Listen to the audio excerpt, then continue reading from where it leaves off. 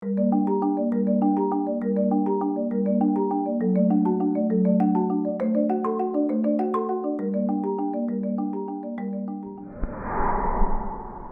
milyon fayl, minlərlə elit təbəqədən siyasətçi, musiqiçi, incəsənət nümayəndəsi və tarixin ən böyük cinsi skandalı. Necə bir adam illərlə ədalət məhkəməsini aldadaraq heç kimin ağlına gəlməyəcəyi işlərlə yadda qaldı? Niyə illər keçməsinə rəğmən onun adı hələ də siyasi zəlzələ effekti yaradır? Niyə onu elə birinci ittiham dönəmində 2007-ci ildə həbs etmədilər? Və ən əsası, Epstein doğrudanmı özünə qəsd edib? Bugün Epstein haqqında bilmədikləriniz və bilmək istədiklərinizi öyrənəcəksiniz. Başlamadan xatırladım ki, kanal çox kiçikdir və dəstəyinizə ehtiyacım var. Bunu etmək üçün sadəcə kanala abunə olmağınız və like düyməsini sıxmağınız kifayətdir. Xoş izləmələr.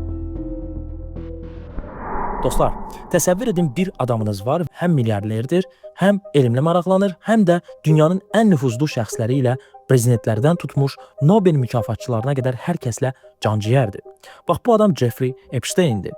Amma gəlin bu parıldayan vitrinin arxasına keçelim. Jeffrey Epstein 1953-cü ildə New Yorkda anadan olmuş və qısa müddətdə maliyyə sektoruna keçərək böyük var-dövlət toplamış bir şəxsdir.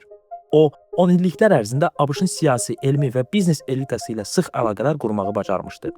Onun sosial dairəsində Donald Trump, Bill Clinton və Şəhzadə Andrew kimi yüksək profilli şəxslər daxil idi.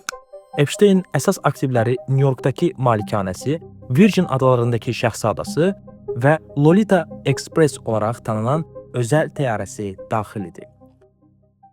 O karyerasına adi bir riyaziyyat müəllimi kimi başlamışdı. Bəli, bir vaxtlar kiməsə tənillər öyrədirdi. Amma onun ambisiyaları X və Y-dən daha qat-qat böyük idi. Tezliklə maliyyə dünyasına atıldı və qısa zamanda inanılmaz var-dövlət topladı. Kimin pulunu idarə edirdi? Bu hələ də sirr olaraq qalır, amma görünən odur ki, Epstein sadəcə varlı deyildi, o həm də vəzifəli dostlar kolleksioneri idi. İstintaq materialları və qurbanların ifadələrinə görə Epsteinin cinayət fəaliyyəti sistemli bir piramida sxemi üzərində qurulmuşdu. O şəxsən qurban axtarmaqdan çox bu işi köməkçilərinə və artıq toruna saldığı şəxslərə həvalə edirdi. Epstein və tərəfdaşları əsasən kasıb ailələrdən olan, kimsəsiz, məktəb və ya ailə daxili problemləri olan azyaşlı qızları hədəf seçirdilər. Qurbanlar peşəkar masajçı, model və ya köməkçi vakansiyaları adı altında onun malikanələrinə gətirilirdi.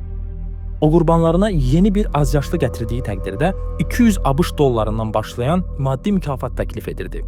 Bu şəbəkənin sürətlə böyüməsinə və qurbanların sayının onlarla, bəzi iddialara görə isə yüzlərlə nəfərə çatmasının səbəbi olmuşdu. Və çox keçmədən böyük piramidanın daşları tərpənməyə başladı. Florida ştatının Palm Beach polisi 2004-cü ildə ilk dəfə Epsteinin malikanəsindən şübhəli fəaliyyətlər barədə məlumat aldı. 14 yaşlı bir qızın ögey atasının şikayəti əsasında başlayan araşdırma Epsteinin malikanəsində azyaşlılara qarşı cinsi istismarın sistematik olduğunu ortaya qoydu. Polis axtarışı zamanı malikanədə qurbanlarla görüş vaxtlarını təsdiqləyən qeyd dəftərləri və masaj masaları aşkar edildi. Qurbanların malikanənin daxili quruluşu, mebelləri və Epsteinin fiziki xüsusiyyətləri haqqında verdiyi ifadələr bir-birini tamamilə tamamlayırdı. İstintaq zamanı Epstein evindən kompüter monitorları tapılsa da, prosesor və yaddaş disklərinin axtarışdan əvvəl gizlədildiyi məlum oldu. Dəlil bazasının kifayət qədər güclü olmasına baxmayaraq, Epstein vəkil komandası Alan Dershowitz və Kent Starr başçılığı altında təsis olunaraq prokurorluğa ciddi təzyiqlər göstərməyə başladı. Onlar şahidlərin etibarsız olduğunu və federal hökumətin bu işə qarışmaq səlahiyyətinin olmadığını iddia edirdilər. Bu təzyiqlər 2007-ci ildə ABŞ hüquq tarixində ən mübahisəli sövdələşmələrdən birinin bağlanması ilə nəticələndi. Sövdələşmə isə bu tipdə idi. 2006-cı ildə FTB Operation Leap Year kodu altında Epsteinə qarşı federal araşdırmaya başladı. Federal prokurorluq Annie Marie Villafania tərəfindən hazırlanan 60 bəndli ittihamnamə və 82 səhifəlik memorandum Epsteinin 10 illiklərlə həbsdə qalmasını nəzərdə tuturdu. Lakin Cənub dairəsinin baş prokuroru Alex Acosta bu ittihamnaməni həftələrlə imzasız saxlayaraq prosesi ləngitdi. Görəsən niyə? Villafania və FTB agentlərinin etirazlarına baxmayaraq, Alex Acosta Epsteinin vəkilləri ilə gizli sövdələşmə bağladı. Vəkillər kollegiyası və işin içində iştirak edən digər səlahiyyətli şəxslərin qeydlərinə görə bu prosesdə qeyri-qanuni bir məsələdən söz gedə bilməzdi. Bu sövdələşmə indiyədək hüquqşünaslar tərəfindən həyatın ən yaxşı sövdələşməsi kimi xarakterizə olunur. Federal hökumət Epsteinə və onun bütün adları çəkilməyən potensial şəriklərinə qarşı cinayət təqibi aparmayacağına dair təminat verdi. Prokurorluq bu razılaşmanın mövcudluğunu qurbanlardan və ictimaiyyətdən gizli saxlamağı öhdəsinə götürdü. Epstein cəmi 2 bənd üzrə günahını etiraf etdi və 18 aylıq həbs cəzasına məhkum edildi. Epstein federal həbsxanada deyil, yerli Palm Beach tədricxanasına yerləşdirildi. Burada o yerli şerif idarəsinə təxminən $128.000 ödəyərək xüsusi imtiyazlar əldə etdi.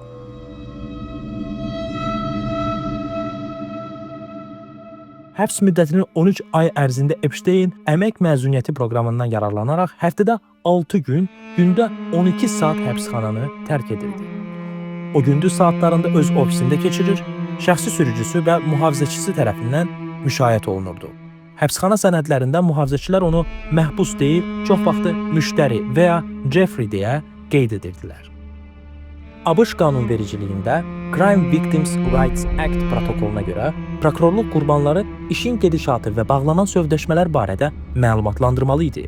Lakin Acosta və komandası bu məlumatı qəsdən gizlətdiyi üçün qurbanlar Epsteinin azadlığa çıxdığını yalnız media vasitəsilə öyrənə bildilər.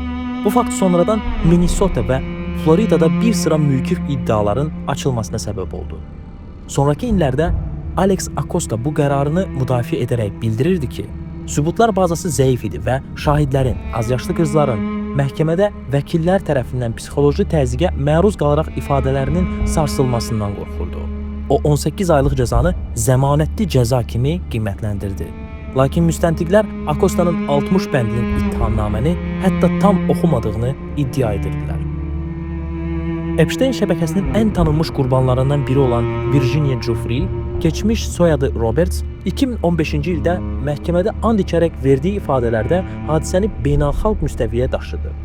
Giuffre 16 yaşından etibarən Epstein və Ghislaine Maxwell tərəfindən istismar edildiyini, həmçinin Epsteinin onun başqa nüfuzlu şəxslərlə cinsi əlaqəyə məcbur etdiyini bildirdi. Bu şəxslər arasında Britaniyalı şəhzadə Andrew və vəkil Alan Dershowitzin də adı çəkilirdi. Britaniya kral ailəsinin üzvü şəhzadə Andrew ilə Epstein arasında əlaqə illər boyu medianın diqqət mərkəzində idi. 2010-cu ildə Epstein artıq məhkum olunmuş cinsi cinayətkar kimi qeydiyyata alındıqdan sonra belə Andrew'nin onunla görüşməsi böyük narazılığa səbəb olmuşdu. Şəhzadə Andrew'nin azyaşlı Virginia Giuffre'nin belindən qucaqladığı fotoşəkil ictimaiyyətə təqdim edildi. Şəhzadə bu şəklin saxta ola biləcəyini iddia etdi. Andrew öz imicini bərpa etmək üçün verdiyi müsahibədə Giuffre ilə heç vaxt görüşmədiyini, fotonu xatırlamadığını və həmin gün bir pizzeriyada olduğunu bildirdi. Giuffre'nin şəhzadəni rəqs edərkən çox tərlədiyi barədə ifadəsinə cavab olaraq, Andrew Falkland müharibəsi zamanı yaşadığı adrenalin dozası səbəbindən tərləmə qabiliyyətini itirdiyini iddia edirdi. Bu müsahibə ictimaiyyət tərəfindən inandırıcı hesab edilmədi və Kraliçə 2. Yelizabet oğlunu bütün ictimai vəzifələrdən kənarlaşdırdı. Miami Herald qəzetinin jurnalisti Julia Brown'un 2018-ci ildə dərc etdiyi araşdırma yazıları 2007-ci il sövdələşməsinin qanunsuzluğunu yenidən gündəmə gətirdi. Baxın, qanunsuzluğunu, demək ki, burada uyğun gəlməyən detallar var idi. Bu, ABŞ Ədliyyə Nazirliyini hərəkətə keçməyə məcbur etdi. İyul 2019-cu il tarixi etibarilə Epstein New Yorkda insan alveri və azyaşlıların istismarı ittihamı ilə yenidən həbs edildi. Məhkəmə onu $100 milyonluq girov təklifini belə rədd etdi. 10 avqust 2019-cu il etibarilə, yəni bir ay sonra Epstein kamerasında ölü tapıldı. Rəsmi rəy onun asılma yolu ilə intihar etdiyini bildirdi. Epsteinin vəkilləri tərəfindən tutulan patoloqanatom Michael Baden, Epsteinin hər iki dil altı sümüyünün sınıq olduğunu və bunun intihardan çox biri tərəfindən boğulma əlaməti ola biləcəyini qeyd etdi. Ən maraqlısı isə odur ki, hadisə baş verən gecə mühafizəçilərin yatdığı, hər 30 dəqiqədən bir aparılmalı olan yoxlamaların aparılmadığı və kameraların əksəriyyətinin işləmədiyi məlum oldu. Hətta bir zaman işığın sönməsi iddiası belə var. Onun ölümündən sonra onun malikanəsində aparılan axtarışlar zamanı azyaşlı qurbanlara aid yüzlərlə gigabayt video və foto materiallar aşkar edildi.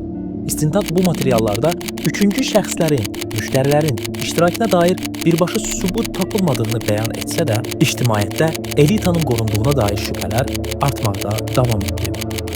Donald Trump 2024-cü il prezidentlik kampaniyası dövründə Vaşinqton bataqlığını qurutmaq və elitaların cinayətlərini ifşa etmək vədi ilə çıxış edərək Epstein fayllarını tamamilə ictimaiyyətə açıqlayacağını bəyan etdi. O bu sənədlərin Bill Clinton və digər rəqiblərinə qarşı kompromatlarla dolu olduğunu eyham vururdu. Lakin 2025-ci ildə hakimiyyətə gəldikdən sonra bu proses bir müddət ləngidi ki, bu da Trump'ın tərəfdarları arasında belə ciddi suallar doğurdu. İctimai təzyiqlər nəticəsində 2025-ci ilin noyabrında ABŞ Konqresi hər iki partiyanın, demokratlar və respublikaçıların dəstəyi ilə Epstein faylları şəffaflıq aktını qəbul etdi. Prezident Donald Trump bu qanunu imzaladı. Qanun Ədliyyə Nazirliyinə 30 gün ərzində bütün istintaq materiallarını, uçuş jurnallarını və rəqəmsal dəlilləri açılacağını tapşırdı. Ədliyyə Nazirliyi 19 dekabr 2025-ci il tarixdən başlayaraq milyonlarla səhifəlik sənədləri hissə-hissə yayımladı. Nazirlik 3,5 milyondan çox səhifə sənəd, 2000-dən çox video və 180 mindən çox şəkli əhatə edən ən böyük sənəd paketini ictimaiyyətə təqdim etdi. Fayllarda Bill Gates, Elon Musk və digər nüfuzlu şəxslərin Epsteinlə olan e-poçt yazışmaları aşkar edildi.